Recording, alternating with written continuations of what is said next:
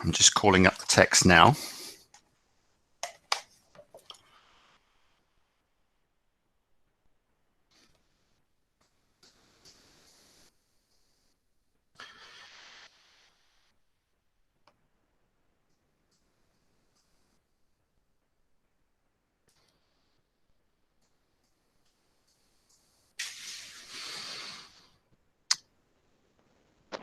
Oh, sorry, gents. I'm just going to come out for a bit and then come on in a minute. Mrs. hasn't uploaded the next set of chapters I can see. I think we're up to everything we've done on our reading. So, yes. So I'm going to come out and I'll be back on in about 10 minutes when I get Mrs. Chima to upload the next set of text. Sorry about that. Back in a minute. That's funny.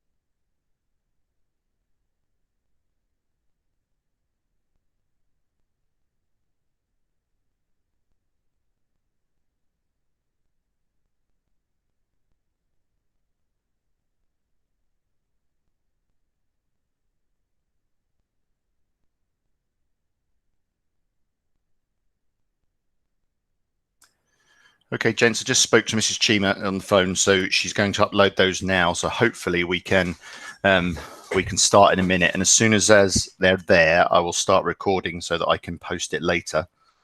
Not there yet, but we should be on in the not too distant future. So I'll just remain online and I'll keep quiet until the chapters appear. Aha!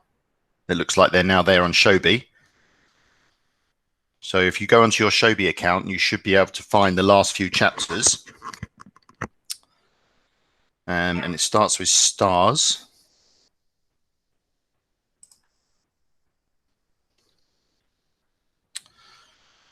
Can everyone see that? Can someone just put a thumbs up in the question box or in the chat box, or a yes if you've got those chapters?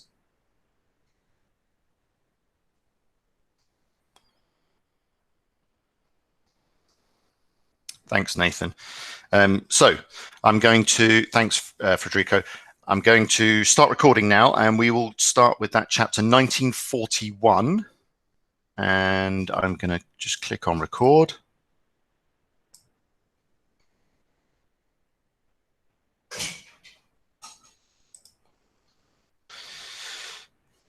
Stars, 1941. It was quite dark on the stairs. Softly, I knocked the arranged signal once, long pause, twice, short pause, 3 times. Inside, I heard cautious noises. Someone opened a door. It stayed dark. A hand slid along the door frame. The lock cracked. A small black gap between frame and door slowly grew wider. The door only opened all the way after I'd whispered my name 3 times. I slipped inside and waited. In the pitch-dark hall until the door had been closed again, equally gently. A hand touched my arm, held it, and pulled me along. I recognized the grip. It was the rabbi. We crept to the living room. The rabbi scratched at the door, and then he pushed it open. There was no light in the living room either. The rabbi lit a single candle only after we stood inside the room. The living room had a grim, hopeless look. Every window was thickly covered. By the light spots on the walls, one could still make out where the furniture had stood. And on the floor lay a pallet of old blankets, mattresses, and rags. The table in the centre of the room seemed the only usable piece of furniture left, and on the table, in all its splendour, sat the candle in the silver Sabbath holder. "Where is Friedrich?" I asked. Sitting at the table, Herr Schneider shrugged his shoulders. "Gone to see friends," he answered. "Curfew must have surprised him there. He'll probably stay there till morning." The rabbi had sat down. He picked up an old coat from the floor. You have better eyes than I. Could you please thread this needle for me?" He handed me a needle and a piece of black thread. When I tried to thread the needle, the rabbi explained, "It's time again, you see. Once more we must wear yellow star." He pointed to a pile of yellow stars on the table. The yellow stars, with black rims the size of saucers, had to be fastened over the left breast. They were formed like stars of David. The word Jew was woven in the center, in letters resembling Hebrew. Herr Schneider got up. He bowed to me as if on a stage, and then he undid the knot of his scarf and hung it over the chair. With his left hand, he pointed to his left side, and on his coat was a yellow star. He unbuttoned his coat. On his jacket was a yellow star. He opened his jacket. On his waistcoat was a yellow star. In the old days, Jews had to wear pointed yellow hats. His voice was mocking. This time it's yellow stars. We've gone back to the Middle Ages. And soon, the rabbi added, soon they'll perhaps burn us, as in the Middle Ages. But why? I asked. Why? The rabbi repeated softly. Why? It's decided in heaven who gets raised up and who gets humbled. The Lord our God, his name be praised, has chosen us among all peoples because we are different. Just because we are different, we are persecuted, killed. Herr Schneider had sat down again. He pointed to a box where Friedrich usually sat. Calmly, the rabbi stroked the star he had just sewed onto his coat. He put aside the needle and took off his glasses. Looking over the smoky flame of the candle, he began to tell a story. Solomon. There was once a king whose advisors came to him and said, Lord our master, your warriors have long been idle. Payment is poor, and they've been unable to gather booty in either war or revolt. They sit in idleness and think unlawful thoughts. Show them, O master, an enemy so that they will not afflict their own people. The king weighed their words carefully. Then he commanded, "If my warriors are in such sore need of deeds, permit them to kill all the Jews in a town you may name. They may keep a third of the booty, but the rest belongs to me, their king." In the town that was selected, there lived 3 devout Jews. The man's name was Shloim, his wife was Gittel, and they had named their son Solomon. Shloim heard about the command of their king, and so he went to his wife and said, "We are both old. What use would it be to flee? We won't get far before we are caught and put to death. Even if we manage to escape, hardship and poverty would follow us. Let us, therefore, sell all that we own. Solomon, our son, shall go. What we receive from the sale of our goods will be sufficient for him to get away. Another land will offer him shelter, and the peace of our Lord will be with him." Gittel, his wife, lowered her head and said meekly, "Do what you feel is right. The Lord our God is almighty, and no one has explored all his ways." And Shloim sold everything they owned, even their bedstead. But before Solomon could make his farewells, the warriors of the king approached the town. Fear and horror preceded them. Noise filled the town. Kneeling Jews begged for mercy, but the warriors' lust for booty made them forget all pity. They entered the town and butchered everything that lived. Ravishing the dead, they entered their houses. They took everything that seemed of value, the goblets made of silver, the cow from its shed, but they destroyed or burned everything they considered useless or worthless. When Shloim heard the warriors approaching, he and Gittel hid their son, who knew nothing of the plan his parents had made. Then the 2 went to meet the warriors. Greedily, the warriors searched for treasure. Under threat, they forced Shloim to show them his rooms. He willingly led them from cellar to attic. He showed them everything except the hiding place. "My wife and I, we are old, and we have lost everything," he explained. The warriors searched empty rooms in vain and felt Shloim had made fools of them.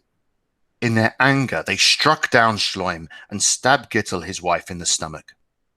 They then hurried on, afraid to miss out on booty elsewhere. Bleeding, Shloim pulled the screaming Gittel to the door. "Here," he said, "we will die, and thus protect Solomon even in death." Gittel nodded, covering her face with bleeding hands. Already dying, she began to pray. "The Lord is almighty, and his patience is everlasting." Shloim too felt his life dwindling from him. He lay down beside his wife and thus barred the entrance against the plundering warriors. And while his blood flowed from him in streams, Shloim prayed to his God in tears.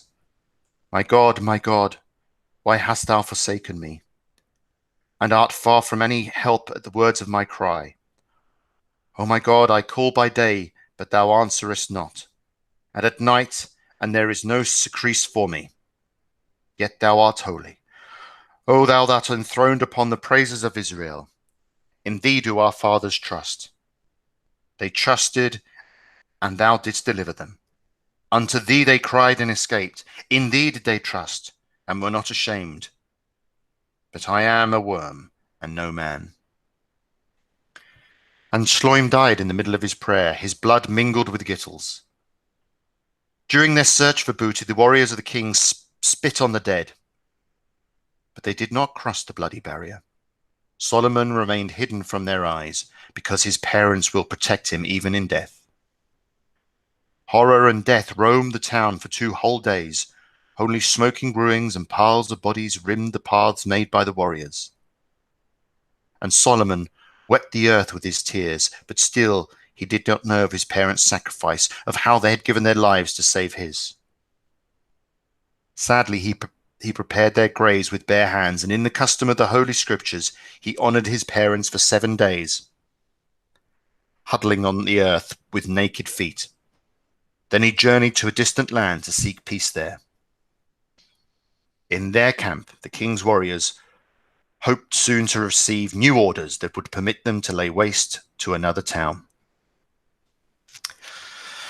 So what we see in this chapter, gents, is a story that has come long before what we're seeing in terms of Friedrich and the Schneiders in World War II, and it's the way the rabbi is trying to explain to Hans that this has happened to the Jews before, and this is why they're going to behave the way they do. That if they make the sacrifice that they're making now, it will protect future generations. And it will, and they will come through this, and that's their hope, and they're basing that hope on what they've previously seen in their history. And for some of the Jews, it felt like this is perhaps something they had to go through. It was to get to the other side, and it had happened before. And that's Hans trying to. That's the rabbi trying to explain it to Hans. We'll carry on. A visit, 1941. We were already in bed when we heard the noise downstairs. Several men were climbing the stairs to the third floor. They rang the bell, and when no one opened the door, they pummeled it with their fists, shouting, "Open at once!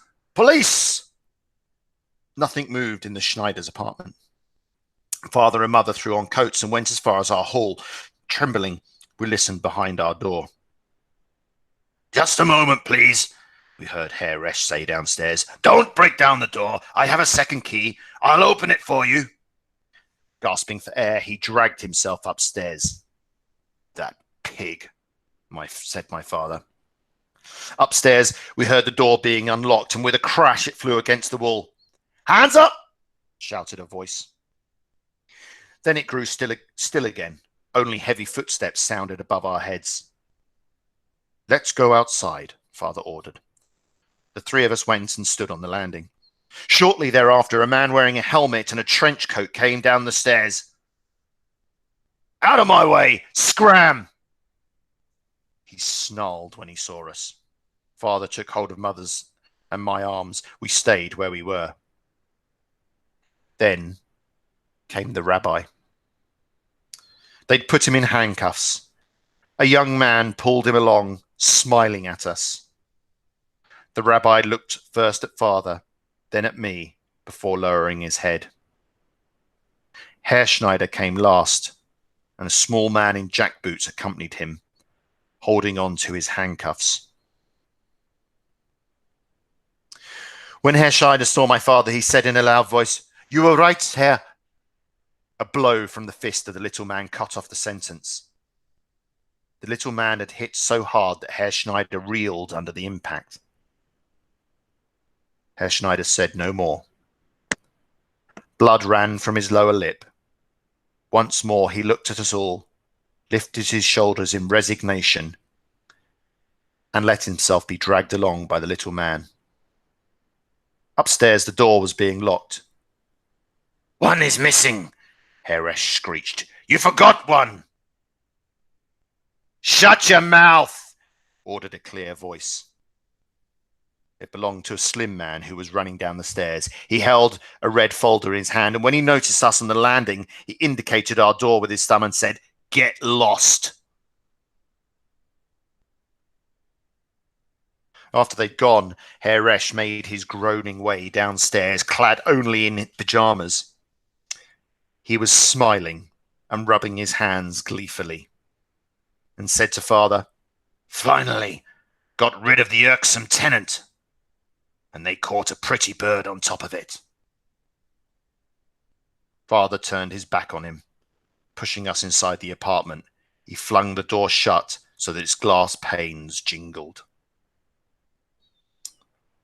From an English point of view, what I think is really interesting here in this chapter, both on page 124 and page 125, you'll see that the boy who came down the stairs smiled as he came past with the rabbi. A young man pulled him along, smiling at us. We see that. And then in the penultimate paragraph, when Herr Resch makes his way down, he smiles at the Richters. And that juxtaposition of the smiling with the dreadful event that has just happened highlights the awfulness of the situation. So sometimes when we're writing, to use that kind of juxtaposition is really helpful to because the contrast of the images, smiling and the horror of the situation, it makes the horror seem more real. And it's something perhaps you might think about to use in your own writing when you're doing that sort of creative writing. So it's we've got about 8 minutes, so we'll do one more chapter. This one's called Vultures, 1941, and I guess you can infer from the title of the chapter, Vultures, that this will be about people preying on people. As vultures, they prey on the carcass of dead animals. So we can think that perhaps something rather horrible is going to happen in this chapter. No one slept that night. Father rolled restlessly from side to side. Mother wept, and I thought about Herr Schneider. Though none of us had to go in the morning, everyone got up very early. We must intercept Friedrich when he gets home, said Mother. He mustn't enter their apartment. Father agreed. We must prepare him. Mother couldn't eat any breakfast. Father drank only a little coffee. I had to sit behind our door and watch. Breakfast was brought to me there.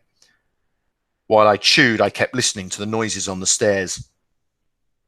There were lots of them this morning. Doors banged. I heard footsteps, but they weren't Friedrich's. I knew his steps. After I'd finished my breakfast, I stacked the dishes and carried them to the kitchen. And at that very moment, Friedrich raced up the stairs. Friedrich! Mother whispered, her eyes full of horror. Nervously, I looked for a place to put down the dishes, finally pushing them into Mother's hands. Run! She said, out of breath.